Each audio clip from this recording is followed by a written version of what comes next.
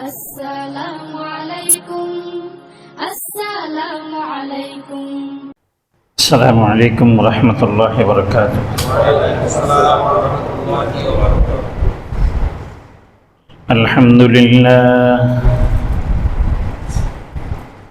الحمد لله نحمده ونستعينه ونستغفره ونؤمن به ونتوكل عليه ونعوذ بالله من شرور أنفسنا من يهده الله فلا مضل له ومن يضلله فلا هادي له ونشهد أن لا إله إلا الله وحده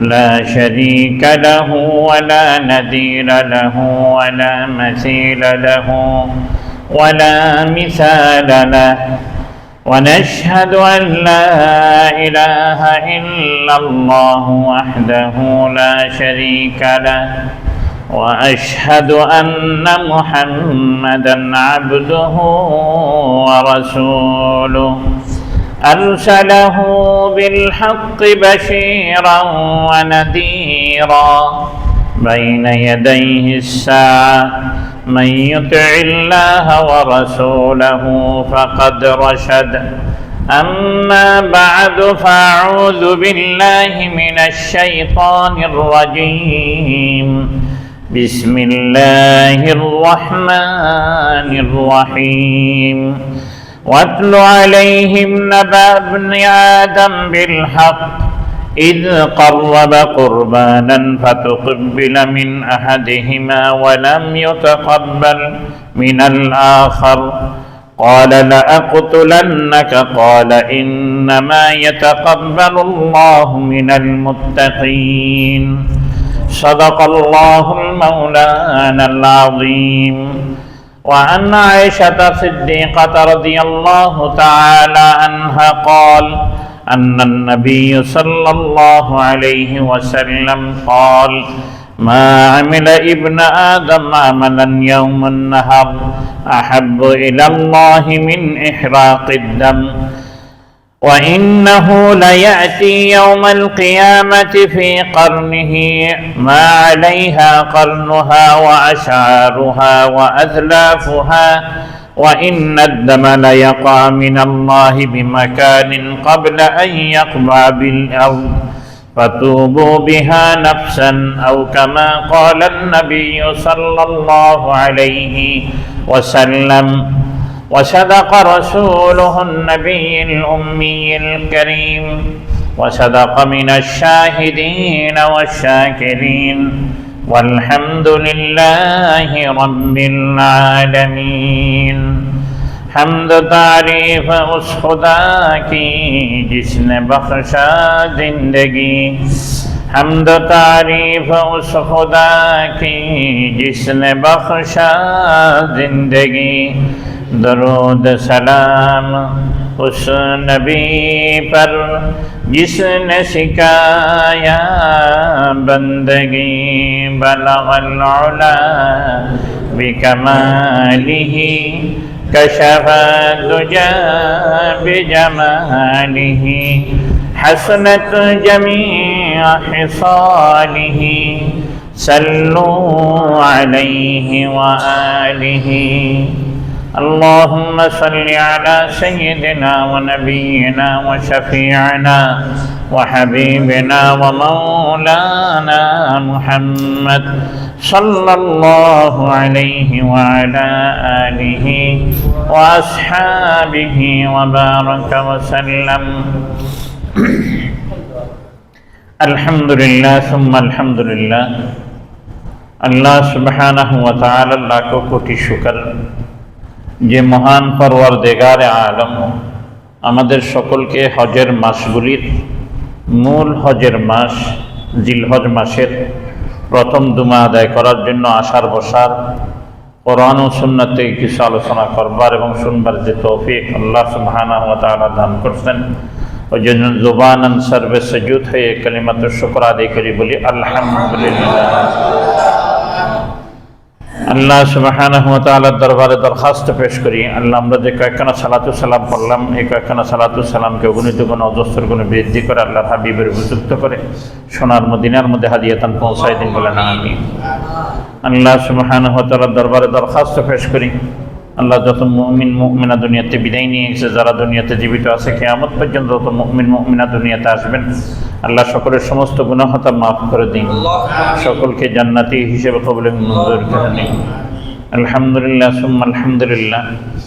অত্যাধিক দামি মাস, কিমতি মাস জিলহজ মাস। এই মাস অনেক বরকতময় মাস, এই মাস অনেক দামি মাস। আমি গত জুমায় যদিও আংশিক আলোচনা করছি, আজকে চেষ্টা করব কয়েকটা বিষয়ের উপর আলোচনা করার, যদি আল্লাহ পাক তৌফিকে শামিলে হাল দেন। প্রথম হচ্ছে যে আমরা কোরবানি করব, এই কোরবানি শুধু কি আমাদের উপরে ওয়াজিব না, এর আগেও ছিল কি ছিল না? কোন দিন কোরবানি করব, কোরবানি যে জন্তু দিয়ে কোরবানি করব, ওই জন্তুর গোস্ত কি করব, কোন জন্তু দিয়ে কোরবানি করব, এবং কোরবানি কেন করব, কোরবানি আমাদের উপর কাদের উপর কোরবানি ওয়াজিব, এর উপর চেষ্টা করব দুই একটা কথা বলে ইনশাআল্লাহ চেষ্টা করার জন্য আল্লাহ পাক তৌফিক শামিলে হাল দিলে। প্রথম যেটা, এটা হচ্ছে যে আপনার কাদের উপর কোরবানি ওয়াজিব এটা জানা উচিত। প্রথম শর্ত মুসলমান হইতে হবে, অন্য কোনো ধর্মাবলম্বীর উপর কোরবানি ওয়াজিব নয়, মুসলমান যে তার উপর কোরবানি ওয়াজিব। দ্বিতীয় নম্বর, স্বাধীন হইতে হবে, সে গোলাম হইলে তার উপর কোরবানি ওয়াজিব নয়, স্বাধীন হইতে হবে। তৃতীয় নম্বর, প্রাপ্তবয়স্ক হইতে হবে, অপ্রাপ্তবয়স্কের উপর কোরবানি ওয়াজিব নয়। চতুর্থ নম্বর হচ্ছে আপনার আকল হইতে হবে, জ্ঞানী হইতে হবে, অর্থাৎ কেউ যদি পাগল হয়ে গেছে, মস্তিষ্ক বিকৃত হয়ে গেছে, তার উপর কোরবানি ওয়াজিব নয়, আকলের উপর ওয়াজিব।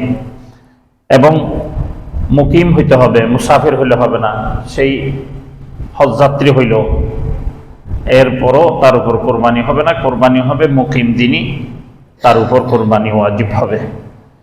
এবং শেষ যেটা, এটা হচ্ছে যে এই সব কিছু টাকার পরে একটা জিনিস সবচেয়ে উল্লেখযোগ্য, যেটা হচ্ছে মাল এখানে নেশাব হইতে হবে, অর্থ এতটুক সম্পদ থাকতে হবে, যেতটুক সম্পদ থাকলে কোরবানি ওয়াজিব হবে। এটা সম্পদটা কতটুক, যদিও আল্লাহ নবী রাসূলুল্লাহ সাল্লাল্লাহু আলাইহি ওয়াসাল্লাম দুইটা জিনিস দিয়ে তার নির্ধারণ করে দিয়েছেন, একটা 7.5 তোলা স্বর্ণ আর একটা হচ্ছে 52.5 তোলা রূপা। যখন রাসূলুল্লাহ সাল্লাল্লাহু আলাইহি ওয়াসাল্লামের সময়কাল ছিল, তখন যে স্বর্ণ ছিল এবং যে রূপাটা ছিল, 52 তোলার রূপার যেই দাম এবং 7.5 তোলার স্বর্ণেরও একই দাম ছিল। কিন্তু এখন এসে রূপার দামটা কমে গেছে, প্রচলনও কমে গেছে, স্বর্ণের দাম বেড়ে গেছে, স্বর্ণের প্রচলনও বেড়ে গেছে। তখন দেখা গেছে স্বর্ণেরও যেরকম প্রচলন ছিল, রূপারও এরকম প্রচলন ছিল। ওই জন্যই দোনোটার দাম প্রায় সমানই ছিল। প্রায় সমান মানে এখানে তোলা হচ্ছে যে 52 তোলা, ওখানে হচ্ছে মাত্র 7.5 তোলা। 7.5 তোলা স্বর্ণের দাম যে দাম ছিল, 52.5 তোলা রূপার দাম একই দাম ছিল। কিন্তু এখন তো আকাশ পাতাল ব্যবধান। এখন 7.5 তোলা স্বর্ণ যদি 22 ক্যারেট ধরে, তাহলে মিনিমাম আপনাকে যাইতে হবে প্রায় 18 লাখের মতো, 18 লাখের মতো এখন। আর যদি আপনি 52.5 তোলা রূপা ধরেন, তাইলে হবে আপনার সর্বোচ্চ টাকা, যেটা রূপারও কয়েকটা ক্যাটাগরি আছে, সবচেয়ে দামি ক্যাটাগরি দুবের যেটা রূপা বলা হয়, এই হিসেবে ধরলে 1,87,000 এরকম মতো আসবে। 1,87,000 টাকা যার থাকবে তার উপর কোরবানি ওয়াজিব হবে। আবার পরিষ্কার করতেছি, এই জিনিসটা খুবই জরুরি। কেন জরুরি এটাও বলবো ইনশাআল্লাহ তাআলা। 1,87,000 টাকা যার থাকবে তার উপর কোরবানি ওয়াজিব। এতটুকু কথা বুঝে আসছে কিনা আগে? দ্বিতীয় নম্বর, যাকাত এবং কোরবানির মধ্যে মাল এখানে নেশাব হওয়া শর্ত, কিন্তু এই শর্তের মধ্যে একটা পার্থক্য রয়ে গেছে। যেমন যাকাতের যদি হয় হাওলানা হাউল হইতে হবে, অর্থাৎ 1 বছর পরিপূর্ণ হইতে হবে। জানুয়ারির 1 তারিখ থেকে আপনার কি 10 লাখ টাকা ছিল, আবার 30শে ডিসেম্বর, কমপক্ষে 31শে ডিসেম্বর আপনাকে আসতে হবে, বা 31শে ডিসেম্বর যদি আপনি যদি এটা না ধরে যদি চন্দ্র ধরেন, তাহলে তার একটু দিন 10 দিন 11 দিন কম পড়বে। এই হিসেবে 1 বছর যদি হয় তাহলে আপনার উপর জাকাত ফরজ হবে। কিন্তু দেখা গেছে 9 মাস পরে আপনার একটা টাকাও নেই, সব টাকা আপনার চলে গেছে, যে ব্যবসা লস যায় না, লস গেছে। আবার দেখা গেছে যে 2 মাস পরে আপনার আবার টাকা আসছে, 9 মাস পরে চলে গেছিল, 2 মাস পর আবার আসছে, অর্থাৎ 11তম মাসে টাকাটা আবার বরাবর হয়ে গেছে 10 লাখ। এখন জাকাত দিতে হবে কিনা, উলামায়ে কেরামের মত হচ্ছে তখন আর জাকাত দিতে হবে না, তখন আপনার হাউল নেই, মধ্যখানে চলে গেছিল, আপনি তো আশাই নেই, এটা আল্লাহ তাআলা আবার মিলেছে বরকত, এটা ভিন্ন কথা। কিন্তু কোরবানিটা কি? কোরবানিটা হচ্ছে যে ওই যে আমি বললাম কোন দিন করব, এটা আল্লাহ তাআলা কোরআন শরীফের মধ্যে বলে দিয়েছেন কোন দিন করবেন না করবেন। এটা ওই নির্দিষ্ট যে দিন কোন দিন করবেন এটা সামনে আমি বলবো। নির্দিষ্ট যে কয়দিন, ওই কয়দিন যদি কোনো ব্যক্তির এই সমপরিমাণ টাকা 1,87,000 টাকা যদি কোনো ব্যক্তির থাকে, ওই ব্যক্তির উপর কোরবানি ওয়াজিব। নির্দিষ্ট দিন, যে নির্দিষ্ট দিনগুলি আমি সামনে বলবো ইনশাআল্লাহ, ওই নির্দিষ্ট দিনগুলিতে যদি কেউ 1,87,000 টাকা থাকে, ওই ব্যক্তির উপর কোরবানি ওয়াজিব। এখন টাকা থাকে তো বলবেন যে আমার তো টাকা নেই, আমি তো কিছু স্বর্ণ আছে, কিছু টাকা আছে। স্বর্ণ আছে 1 ভরি, টাকা আছে 10,000। 1 ভরি স্বর্ণের দাম গিয়ে দাঁড়াবে কোথায়? প্রায় 2.5 লক্ষ টাকার উপরে এখন। আর যেতই ধরি, কিন্তু গিয়ে যে 10,000 সহ যখন যোগ হবে 2 লাখ টাকার মতো হবে। এখন 2 লাখ, আমি বলতেছি 1,87,000, তাহলে আপনার কাছে আছে কত? 2 লক্ষ টাকা, তাহলে আপনার উপরও কোরবানি ওয়াজিব। এটা একটা দিক। দ্বিতীয় নম্বর হচ্ছে যে আপনার বিশাল বিশাল বিল্ডিং আছে অনেক, কিন্তু দেখা যাচ্ছে যে আপনি খোরপোশ চলার পরও আপনার অতিরিক্ত থাকে, অতিরিক্ত যে ব্যক্তি থাকে ওই ব্যক্তির উপরও কি কোরবানি ওয়াজিব, কিন্তু জাকাত নেই। জাকাত কিন্তু যে ব্যক্তির বিল্ডিং আছে, একদম জমিনে ভরা আছে, কিন্তু অতিরিক্ত কি আছে, তার মাল থাকে, ওই মাল যদি 1 বছর হয় তাহলে জাকাত, ওই অতিরিক্ত মাল যদি 1 বছর না হয় তাহলে কি নাই? জাকাত নেই। কিন্তু যে ব্যক্তি এরকম অতিরিক্ত সম্পদ আছে, ওই ব্যক্তির উপরও কি কোরবানি ওয়াজিব। অতিরিক্ত সম্পদ বলতে অনেক জনের এখন হয়তো এখন নাই, পুরান ঢাকার মধ্যে আমি দেখছি আছে অনেক পাতিল, একদম এখান থেকে নিয়ে বিশাল পুরো ঘরের পাতিলে ভরা, দেখছেন কিনা জানি না, পুরান ঢাকায় বড়টা নিচে, এসোটা উপরে কান্ডিস ভরাই রাখে ওরা, ওদের একটা ফ্যাশন আর কি এটা, পাতিল দিয়ে। এরকম যদি থাকে, দেখা যাচ্ছে এই পাতিলগুলির দাম যদি গিয়ে দাঁড়ায় 2 লাখ টাকার উপরে, তখন আপনার উপরে কি কোরবানি ওয়াজিব। এগুলি স্মরণ রাখবেন, খুব চিকন মাসালা মাসাইল এগুলি জেনে নিবেন। এগুলি আসলে এরকম ওয়াজের মধ্যে বলার কথা না, কিন্তু তবু আমি আপনাদেরকে আংশিক হলেও বলে দিলাম আর কি। তো এই জন্য মালিকে নেশাব যার উপর কোরবানি ওয়াজিব। কেন কোরবানি ওয়াজিব হইলে কেন আপনাদেরকে এই কথা বললাম? এই জন্যই আল্লাহ নবীর একখানা হাদিস মোবারক আপনাদের সামনে আনতে হবে। হাদিসটা কি? আল্লাহ নবী রাসূলুল্লাহ সাল্লাল্লাহু আলাইহি ওয়াসাল্লাম বললেন, মান ওয়াজাদা সাআতান ফালাম ইউযাহি ফালা ইয়াকরাবান্না মুসাল্লা। আল্লাহ নবী রাসূলুল্লাহ সাল্লাল্লাহু আলাইহি ওয়াসাল্লাম, মান ওয়াজাদা সাআতান, কেউর সামর্থ্য আছে কোরবানি করার মতো, কিন্তু সেই ব্যক্তি কি করলো না? কোরবানি করলো না। ওই ব্যক্তিকে বলতেছে তুমি ঈদগাহে আসতে পারবা না, আমি নবী তোমাকে ইজাজত দিচ্ছি না, অনুমতি দিচ্ছি না, তুমি ঈদগাহে আসতে পারবা না, তুমি ঈদগাহ থেকে দূরে থাকবে, ঈদগাহ তোমার জন্য নয়। তাহলে কত বড় ধমকি ভঙ্গি, বুঝছেন নি? হ্যাঁ, এখন তো সমাজ তো এরকম হয়ে গেছে, ওই জন্য আমি আর আপনি বুঝতে পারতেছি না এই ধমকির বিষয়টা। যদি সামাজিক রীতিনীতি যদি থাকতো তাহলে আমি বুঝতে পারতাম এটা কত বড় একটা ধমকি আমাকে দিছে আল্লাহ নবী রাসূলুল্লাহ সাল্লাল্লাহু আলাইহি ওয়াসাল্লাম। ওই জন্যই যার উপর কোরবানি ওয়াজিব, আমরা যেন কোরবানি সউৎসাহে কোরবানি করি। একটা সুসংবাদ বলি, পৃথিবীর মধ্যে যত রাষ্ট্র আছে, মুসলিম রাষ্ট্রগুলি, তার মধ্যে সবচেয়ে বেশি কোরবানি কোন রাষ্ট্র হয় জানেন? এই বাংলাদেশে। এটা আল্লাহ তাআলার একটা বিশেষ মেহেরবানি। কিন্তু বেশি হয় বিদায়, কিন্তু দেখা যাচ্ছে অনেকজন দেয় না, এরকমও আছে। এখন অন্য দেশে কি, যেমন ইন্দোনেশিয়া মুসলমান বেশি, কোরবানিও দেয়, কিন্তু দেখা যাচ্ছে ওরা ওই একজন এক অংশই দেয়, এর বেশি দেয় না। কিন্তু আমাদের দেশে কেন কোরবানি বেশি হয়? যেমন আমাদের দেশে এমনও অনেক অনেক ধনী আছে যারা 10টা 12টা 15টা কোরবানি দেয়, জন্তু কোরবানি দেয়। এটা আমি জানেন, আপনাদের জানা আছে, আমাদের এরকম জানা আছে, জন্য আপনাদেরকে বলতেছি। আজ করে আমাদের চিটাং, আমি যে চিটাঙে থাকি না, আমাদের চিটাং বাড়ি, এই চিটাঙের মধ্যে এটা তো এক করে মার্কা মারা, অন্য কিছু করতে পারুক আর না পারুক, রমজানের সময় জাকাতের কাপড় দিবে লাইন ধরে, আর কোরবানি আসলে গরু জবে করে বাসার সামনে এতর পৌতর সবাই দেওয়া আরম্ভ করে দিবে। এটা যার যার নসিবে যেটা হয় এটা খায়। তো ওই জন্য গিয়ে বাংলাদেশে গরু জবে বেশি হয়, কিন্তু অনেক অনেক রয়ে গেছেন যাদের উপর কোরবানি ওয়াজিব, তারা কি দেন না, কোরবানি দেন না, এরকম রয়ে। হ্যাঁ, অনেকজন মাসালা জানান না এরকম, তাহলে এটা ভিন্ন কথা। কিন্তু মাসালা জানার পর যদি কেউ না দেয়, কাল কিয়ামতের ময়দানে আল্লাহ তাআলা মান বাখিলা ওয়াস্তাগনা, মান বাখিলা ওয়াস্তাগনা ওয়াইদ আল্লাহ তাআলা বলে দিয়েছেন। ওই জন্য খেয়াল রাখতে হবে। আল্লাহ সুবহানাহু ওয়া তাআলা আমাদের সকলকে কোরবানি যথাযথ দেওয়ার তৌফিক দান করুক বলে না আমিন। এরপরে যেটা বলতেছিলাম, কোরবানি কাদের উপর ওয়াজিব, এটা আমরা গেলাম। এখন দ্বিতীয় নম্বর হচ্ছে যে কোরবানি এটা কি শুধু আমাদের জন্য না এর আগেও ছিল কিনা, এটা আল্লাহ সুবহানাহু ওয়া তাআলা থেকে জিজ্ঞেস করলাম। তখন আল্লাহ সুবহানাহু ওয়া তাআলা হজের সূরাতুল হজ আয়াত নম্বর 34 আল্লাহ তাআলা বলেন, ওয়ালিকুল্লি উম্মাতিন, আমি আল্লাহ সুবহানাহু ওয়া তাআলা প্রত্যেক নবীর উম্মতের জন্য কোরবানি কি রেখেছি। কোরবানি প্রত্যেক নবীর মধ্যে ছিল, কোন নবী এই কোরবানির থেকে খালি ছিল না, প্রত্যেক নবী কোরবানি দিতেন। আল্লাহ তাআলা বলতেছেন, জাআলনা, আমি রেখেছিলাম একটা পদ্ধতি। কি পদ্ধতি? জাআলনা মাসকানা লিয়াযকুর ইসমাল্লাহ, তোমরা যেই জন্তু যেই জিনিস কোরবানি দিবে, ওই জন্তু ওই জিনিস কোরবানি দিতে হবে আল্লাহ তাআলার নামে, আল্লাহ তাআলার জন্য, বা আল্লাহ তাআলার সন্তুষ্টি অর্জনের জন্য। সোজা কথা যেটা আমাদের উপর যখন আসছে, আলা মা রাযাকুম মিন বাহিমাতিল আনআম, এখন কোন জন্তু আমি জবাই দিব, এটা আল্লাহ তাআলা এখানে নির্দিষ্ট করে দিচ্ছে। বলি তুমি ওই জন্তুগুলি জবে দাও যে চতুষ্পদ জন্তু তোমাদের রিজিকের জন্য আমি হালাল করে দিছি। এটা বলার দ্বারা দেখা যাচ্ছে ঘোড়া নিয়ে ইখতিলাফাত রয়ে গেছে, কেউ হালাল বলে কেউ হারাম বলে। বল এটা তুমি যাওয়ার দরকার নেই, এটা তোমার জন্য কোরবানি হবে না, তুমি এটা বাদ দিয়ে দাও।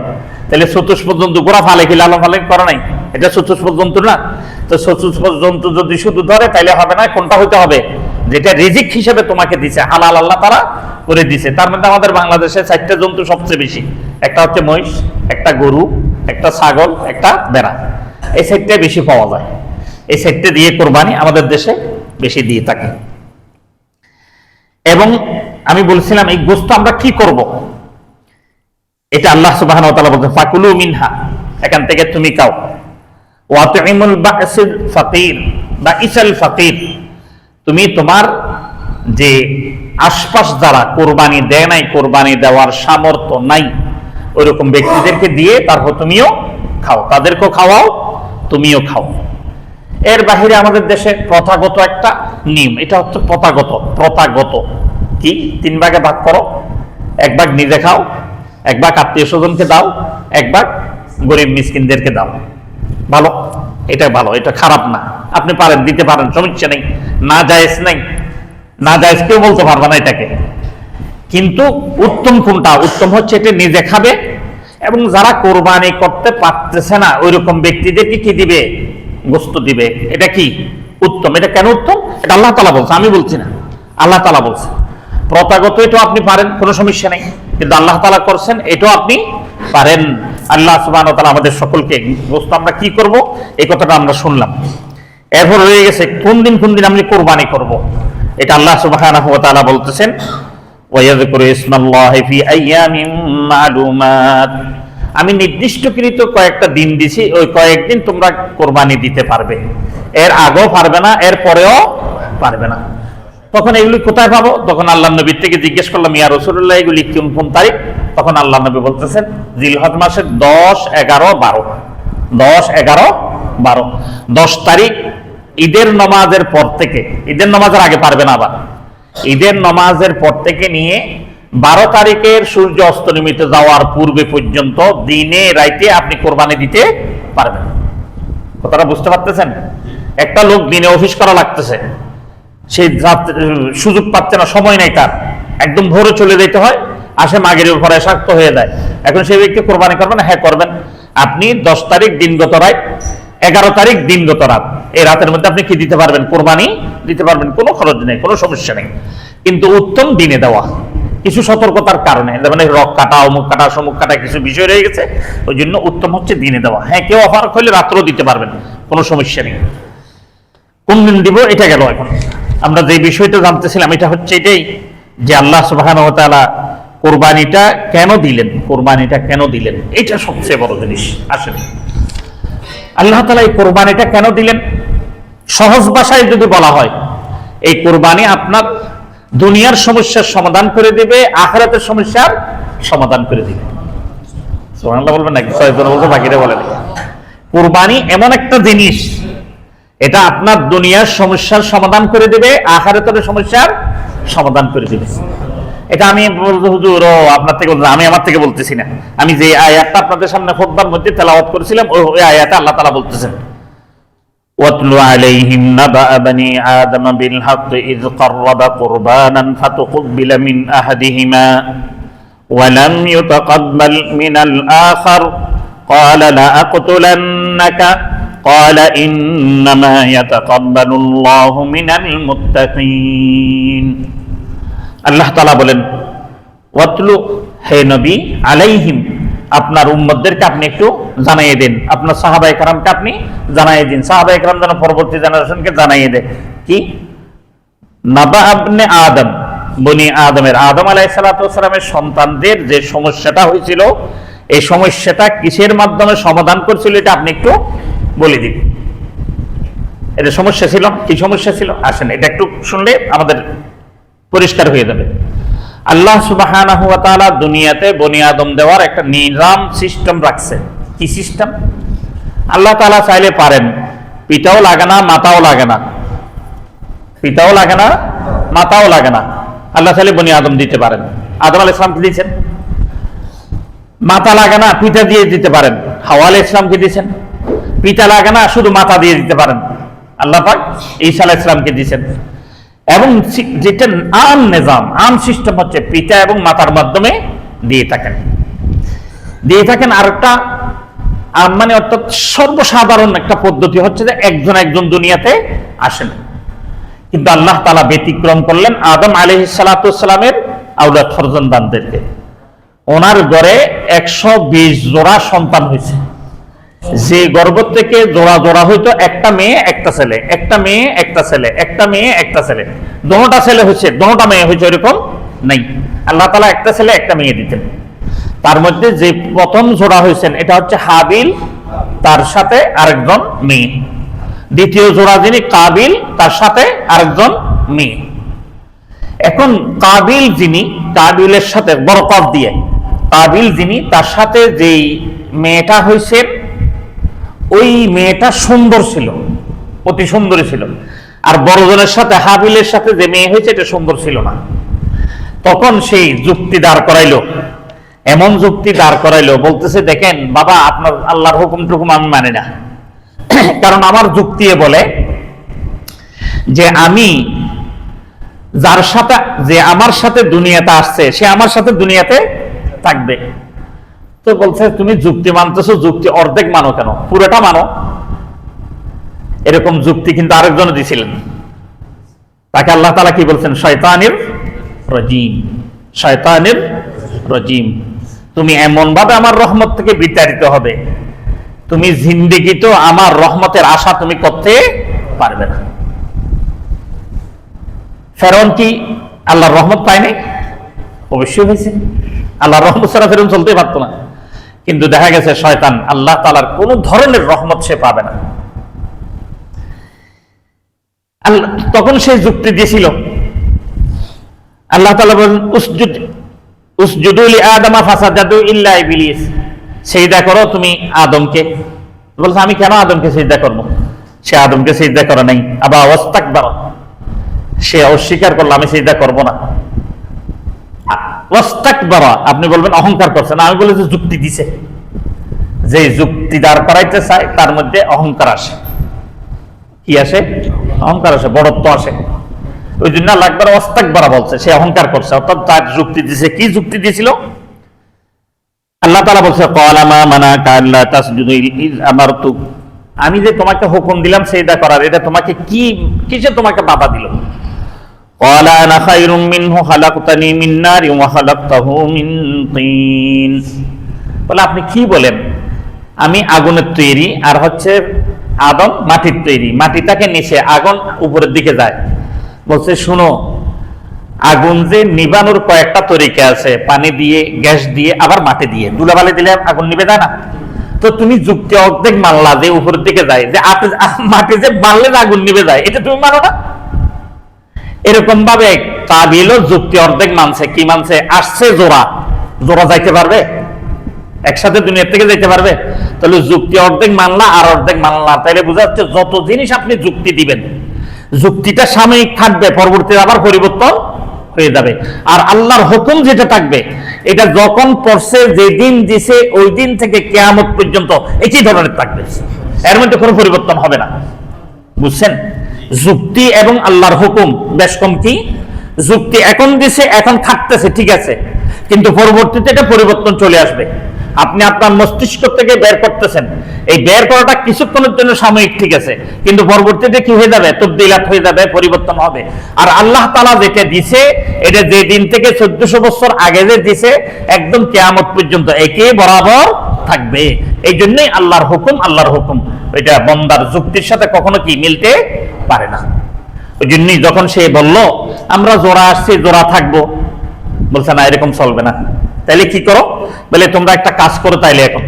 তখন তাদেরকে আল্লাহ তাআলা হুকুম দিলেন, তোমরা কোরবানি দাও। তখন তারা কোরবানি দিতে গেলেন।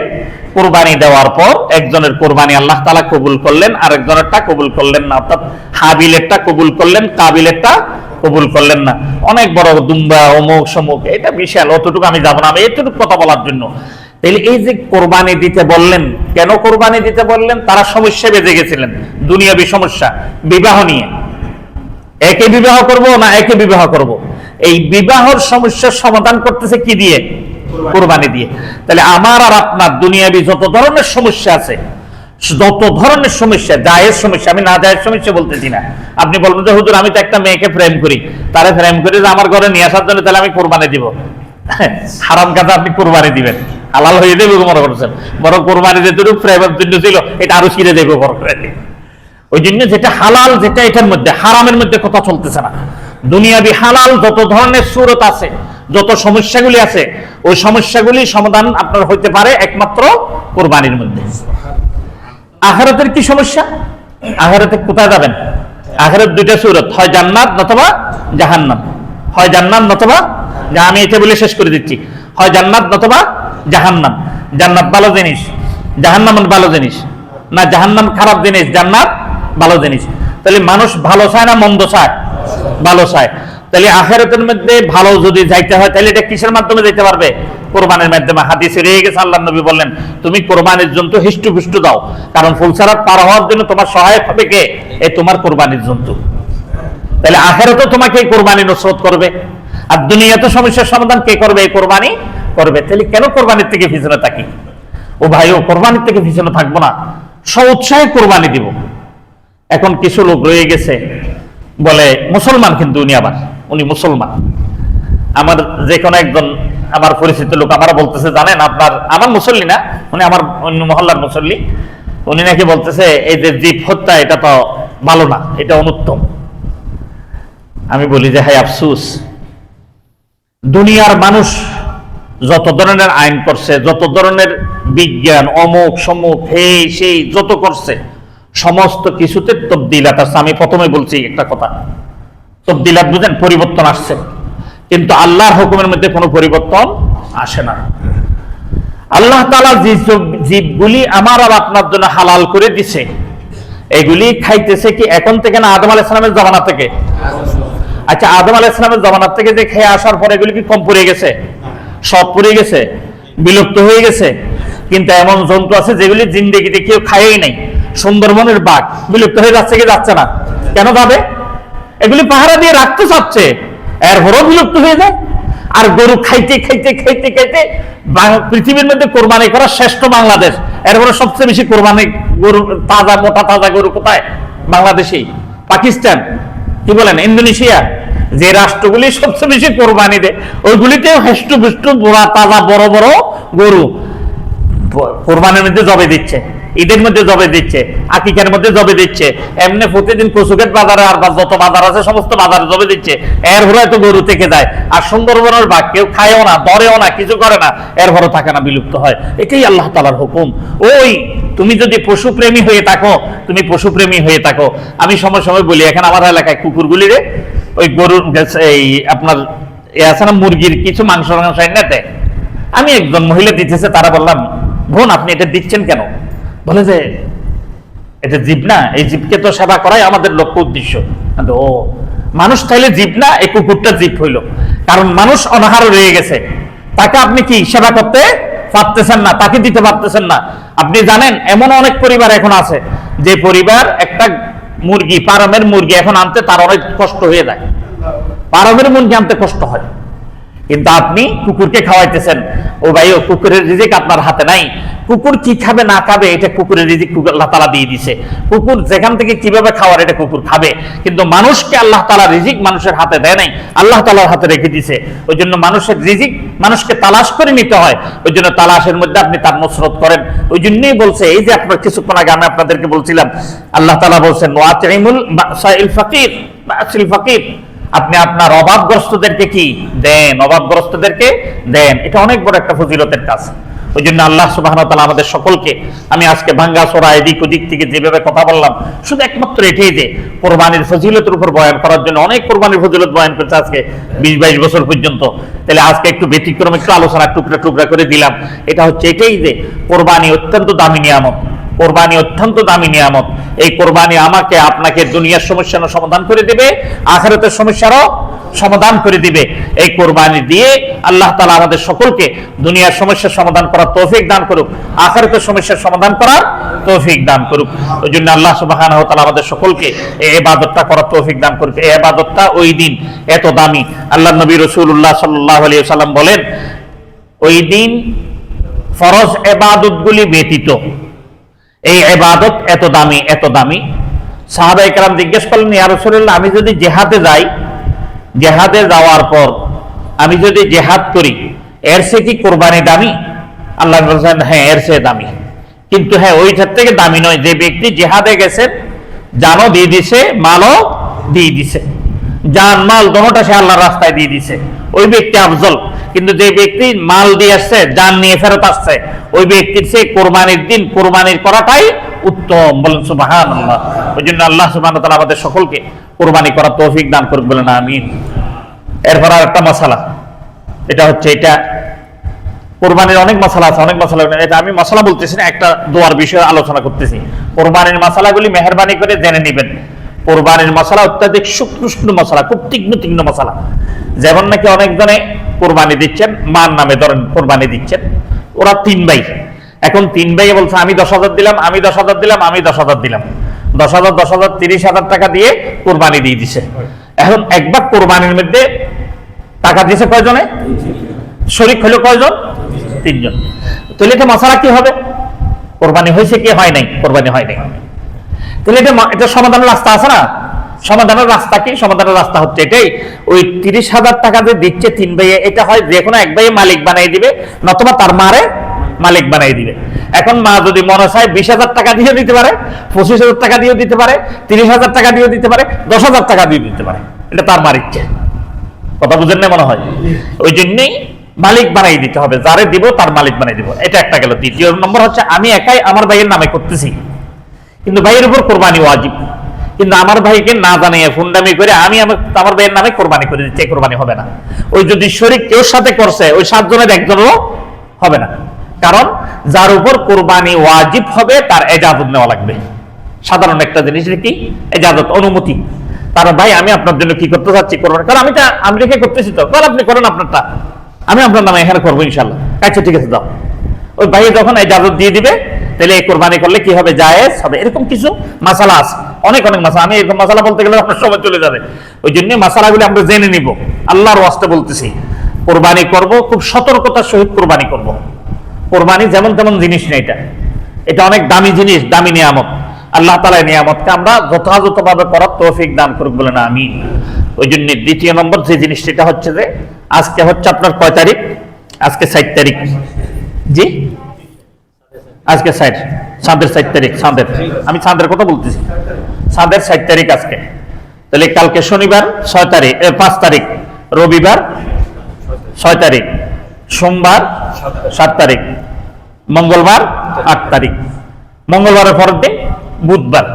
বুধবার কয় তারিখ? 9 তারিখ। এই 9 তারিখ হচ্ছে, যদিও উনি ইয়ৌমার হয়ে আমার মাফা বলতেছে, আসলে ইয়ৌমুত আইয়ামিত তাশরিক, ইয়ৌমু আইয়ামিত তাশরিক, আইয়ামিত তাশরিকের দিন। এটা প্রত্যেক পুরুষ, মহিলা, বালেগ, নাবালেগ এবং আজাদ, গোলাম, ওই যে কিছুক্ষণ আগে কোরবানির বললে বললাম যে গোলাম হলে কোরবানি নেই, মুসাফির হলে কি নেই? কোরবানি নেই। এখন মুসাফির, মুকিম সকলের উপর এই তাকবীর ফরজ নামাজের পরে একবার বলা ওয়াজিব, একবার বলা ওয়াজিব। যদি একবারও না বলে তাহলে গুনাহগার হয়ে যাবে। আমরা এই মেসেজটা ঘরের মধ্যে পৌঁছাই দিব, মা বোনরা ভুলে যায়, আমরা ভুলে যাই, ওনাদের স্মরণ থাকবো কোত্থেকে? জি, আমি আপনার এটা ঠিক করে দিচ্ছি। তো এই তকবীরটা কি আগে এটা শিখিনি। তকবীরটা হচ্ছে আল্লাহু আকবার, আল্লাহু আকবার, আল্লাহু আকবার, আল্লাহু আকবার, লা ইলাহা ইল্লাল্লাহু আল্লাহু আকবার, আল্লাহু আকবার ওয়ালিল্লাহিল হামদ।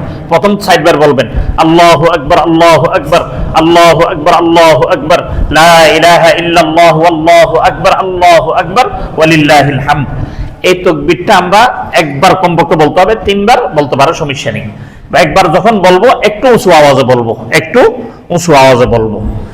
এবং ঈদগাহে আসার সময় এটা ভালো উঁচু আওয়াজে বলে আসবো, একটু না, কি বললাম, ভালো উঁচু আওয়াজে, একদম ভালো মতো উঁচু আওয়াজে বলে আসবো।